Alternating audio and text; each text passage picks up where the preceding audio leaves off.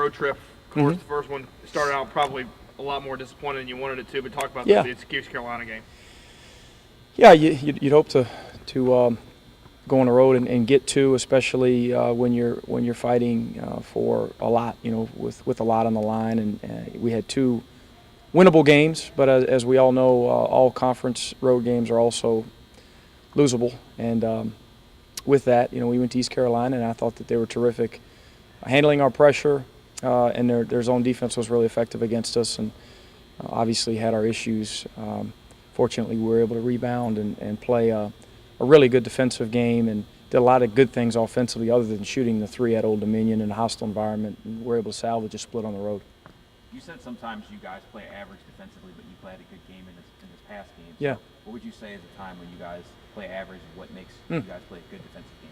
Kind of get them going. I just thought that our backs were against the wall against Old Dominion. We were coming off just an average overall performance. Again, against a solid East Carolina team that I don't want to take anything away from them. They played really well against us, and I just thought that our energy level was as high as it's been all year against Old Dominion, and it needed to be. We needed every ounce of that energy to come away with a win. Who's playing really well right now for you guys, if anybody stands out to you? I think Speedy's arguably one of the most valuable players in the league. If you look at the overall picture of what he's done over the long haul of the conference season, he's been phenomenal.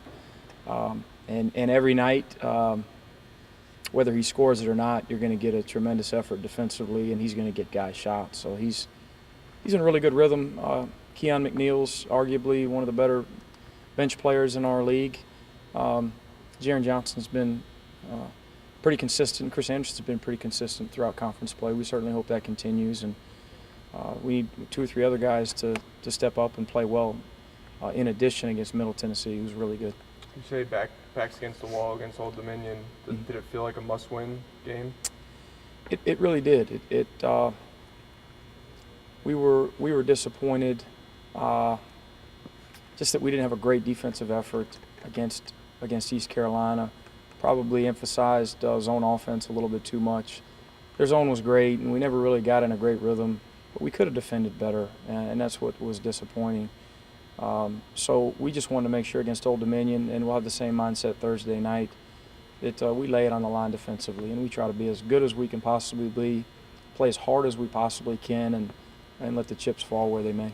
With that in mind, can you touch on just going into Middle Tennessee and, essentially if you lose, you're out of the race. If you win, you can potentially have a shot at tying for the regular season title? Yeah, same thing. A lot to play for, just like Old Dominion. Now we have no margin for error as it relates to having a chance at least sharing a conference championship, which would be a tremendous feat. And we're very, very far away from it. We have a tough road ahead of us. We have the best team in the league coming in Thursday, and we have two road games. So it's a lot easier said than done, but it is possible. And again, with no margin for error, we better lay it on the line Thursday night, and I expect us to. I don't know how well we'll play in certain areas. Those certain areas at times are hard to predict, but I expect us to play very, very hard. Obviously, you want to win out, but is conference seeding really something you even think about in terms of getting ready for the postseason, in terms of going? Yeah, at this point, the ultimate goal is still to make the NCAA tournament, so you'd like the double bye, and that's very important as well. We have to finish strong to get a double bye. You didn't mention Alex Hamilton when he asked about the guys that have stepped up recently. Yeah. He had 20 the other night against ODU. Talk about how much more aggressive Alex has been since Applebee's went down, and how potentially getting Appleby back in the postseason could help his game. Yeah, I didn't mean to slight Alex. Just a slip of mind. He's been really good as well. Alex against Old Dominion, it could have been his best game really as a Bulldog, because defensively he played at another level. He also got 6 hard rebounds. He just played really hard, and he kind of fell into some points in transition. He made some big baskets off the bounce, hit 2 threes. He was really good. He's emerged with more opportunity, just like Keon and Jaron have. And you got to think with a healthy Raheem, with Raheem coming back, if he can get into a rhythm, if he can finish the year strong and give us something extra, and we can maintain the chemistry that we have, it could be a huge added bonus, again, with the addition of Raheem. Middle Tennessee's pretty senior-laden squad. But Yeah. your matchup, I mean, they're pretty long, and they don't have a real bruiser big that's a scorer that stands off the page. Do you like your matchup against Middle Tennessee? I'm not sure how many teams would say they like that matchup with those guys. They're really good. Sean Jones, I believe is his name. Their big kid is tremendous. He's arguably the player of the year in our league. Definitely a first-team all-league guy. He's had an awesome season. They lost a lot last year after getting an at-large out of the Sun Belt. They had a great year. They have a good program. They're a lot of mid-major programs, including us, strive to be what Middle's done over time, and that's year in and year out, compete, be in the mix for a championship. They're a veteran-oriented team, like you said, Jay, and they're like Tulsa. They're kind of good at a lot of different things. They really defend you. They change defenses a bunch. Kind of keep you off balance in that regard. They're good offensively. In league games, they lead the league in three-point percentage. Kerry Hammonds is a really good shooter. They have other veteran guards. Nico Hunter's kind of a mismatch for a la Chris Anderson. They're tough. They're mentally tough, and they have that game experience and that winning experience. They've won a lot of close games, and Thursday night ought to be a war. If we play well, it'll be a war. That's how good they are. Sorry, back to Alex for a second. I know in the past couple of games he had a rough time shooting the ball from the outside. Do you think at any point he lost confidence? It seemed like teams were kind of almost daring him to shoot because obviously his bread and butter is getting to the rack, and they're giving him a lot of space, so he can't get to the hole. I definitely think he was thinking about it a little more than early in the year. I'd say the first 10 games or so, every team in college basketball, or most teams, are scouted a little bit differently, than they are now. And as you talked about, Sean, he's been labeled as a driver. This guy draws fouls, this guy's great at getting in the paint, and you got to give him space. And when that three's not falling, I'm sure he was thinking about it a little bit too much. Over the last 4 or 5 days, he shot the ball a lot better.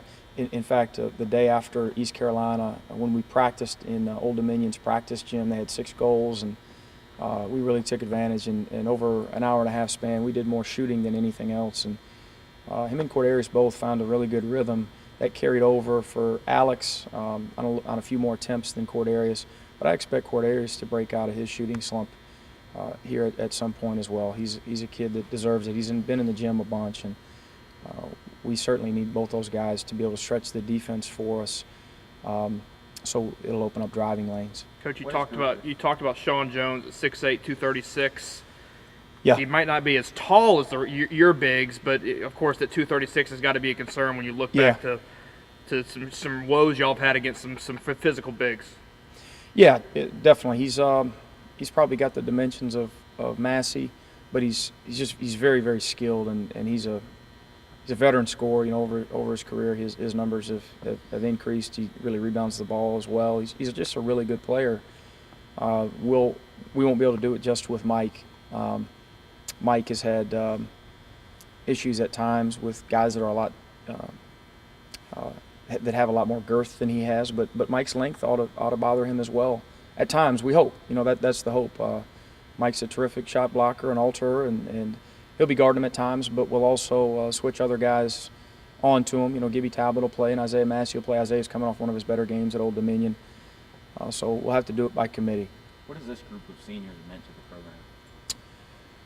They've been incredible. I'd like to start with the 2 guys that I was blessed to inherit in Cordarius Johnson and Keon McNeil, 4-year Bulldogs that both had good freshman years, respectively, and as sophomores, they had to adjust to a new coach and a new system, and they've been high character guys that have come to work every day.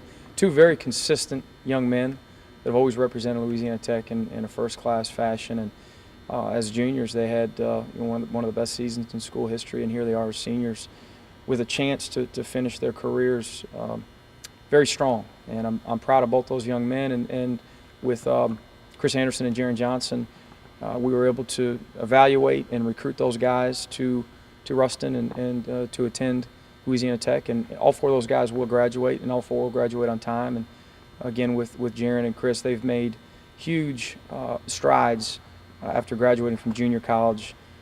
Just less than 2 years later, they've come a long way as men and as players. Both of them have had great senior years. Both Jaron and Chris have helped us win big games and a lot of games. So we hope to send those guys out the right way Thursday night, and we'll need all 4 of those guys to play well to beat Middle Tennessee. Any timeline on Raheem? No, I will tell you. I think I can tell you this without getting in trouble. We're about to find out. He's gonna. Yeah, if you guys stick around, you'll see him working out today with our guys for the first time. So we're anxious to see, how much he's limping, or if he's limping at all. I know his wind will be a test. I know he'll go hard knowing Raheem, and he'll be excited to be out here. We're excited to see where he's at. Put you on the spot. What's the chance he plays either Thursday or this weekend? Percentage? I just couldn't do it, Sean. Going off the fact that today will be the first day, I would say slim. I would just say slim. I don't expect him to play. I don't expect him to play the next couple. I really don't. I just don't know how he can be effective. If we were playing a Division VII team, we'd throw him out there. But we're playing Middle Tennessee, and UAB's right around the corner, another road game at Rice. Until he's fully ready, we're not going to throw him out there. How antsy is he? Is he? Oh, extremely. Yeah, extremely. He'll let it known. He'll let it be known, that he's ready, or that he thinks he's ready. But that'll be more of a trainer decision than anything else. You got a lot of big games coming down the stretch, and I know you don't address end-game situations the same way from game to game, but how comfortable are you, since Speedy's such a good decision-maker, just leaving the ball in his hands and not calling a timeout if it comes down to that? Extremely. If there's a limited amount of time in the game and we have that ball in a broken court situation, I'm letting my guards play. That's what we're going to do before we allow that defense to get set, or before we allow that defense to have a timeout and game plan. I have terrific guards. Speedy, led by Speedy and his ability to get other guys shots and make plays. He's in a great rhythm. With the way Middle Tennessee plays, just rebounding, defensive pressure, all those attributes that you may be seeing against UTEP or Southern Miss or Tulsa, you think it might have that same type of feel, that same type of grinded out game where you're going to need to, maybe even play. I know you like to score in the 80s, but maybe even need to win in the 60s or the 70s. Yeah, we're going to try to score 120, but as you said, Sean, they're so good defensively that they make you score against a half-court set a lot, whether it be man or 1-3-1 or 2-3, and again, they keep you off balance with changing defenses a bunch. Coach Davis has been really good with that. I think in league games, only in scoring defense, I think they lead the league, I'm pretty sure. And overall, they may lead the league in scoring defense. And that's kind of a trademark of their program. So it'll probably be a grinded out deal for both teams. It's very hard to score 80 against Middle Tennessee, no matter who you are, and no matter where you play as well. So I'm sure there'll be a ton of times where we'll need a big basket in the half court, and we'll need to execute, and we'll need to step up, and the same will be for El Paso for the conference tournament. The same, we'll have those same tests. How important is a good crowd? Enormous. Our crowd's been great. We've talked about it all year. Very proud of the progress we've made as a program in developing the atmosphere. In the TAC, our numbers, our atmosphere, it's all increased, and it's helped us win some big games. The one that sticks out in particular is the Tulsa game. Without a great crowd and a great environment that night, I don't know that we win that game. We probably don't. If we're on the road, it's probably a different deal.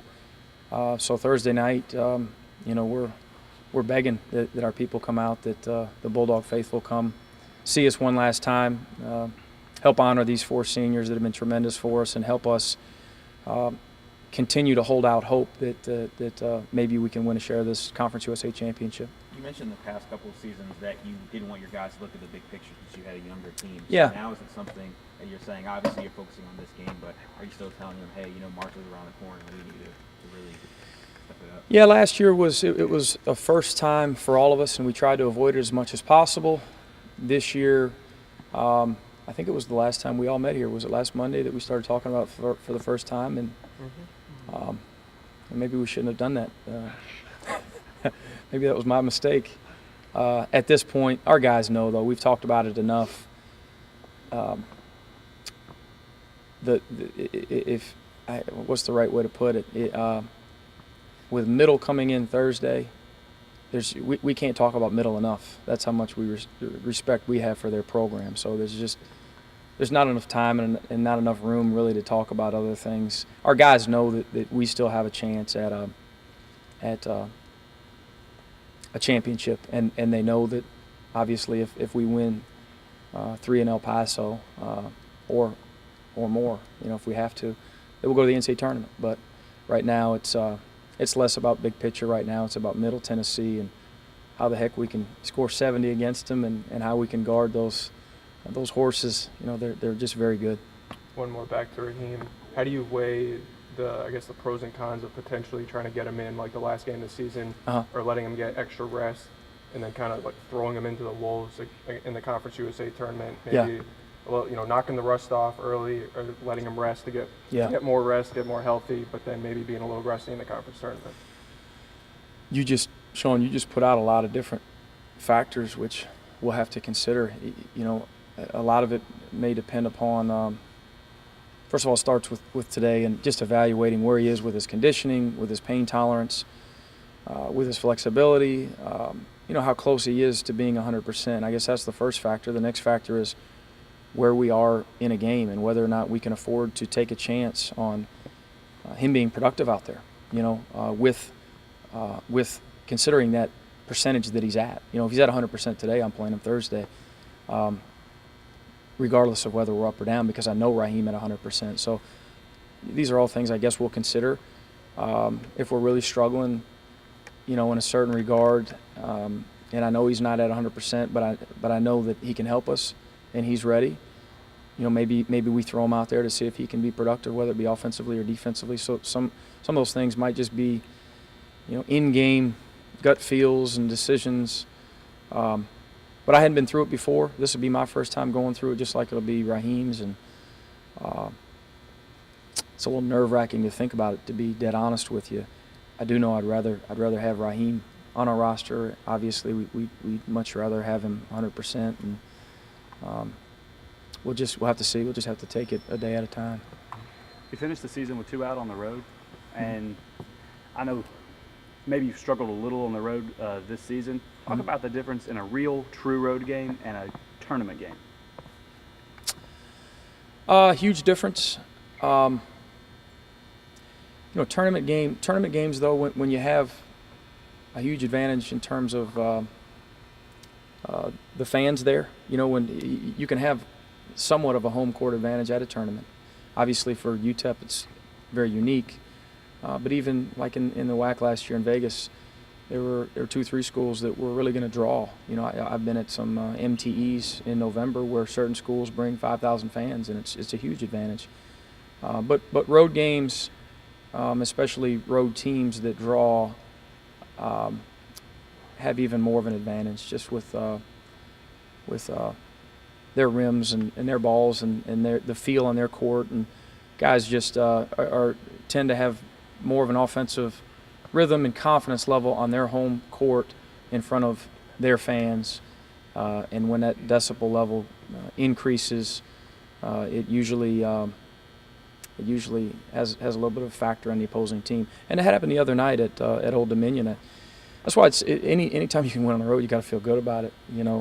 I know we split this weekend, and the hope obviously was to get 2, but I felt really good about that Old Dominion win when I guess they had a couple runs on us there mid-second half, and that place got loud. It got really loud, and I was proud of our guys' poise, and we were able to stymie that decibel level a few times with big offensive baskets. I remember Jaron Johnson in particular scoring a couple of huge ones that quieted the place down a little bit, which helped us settle in.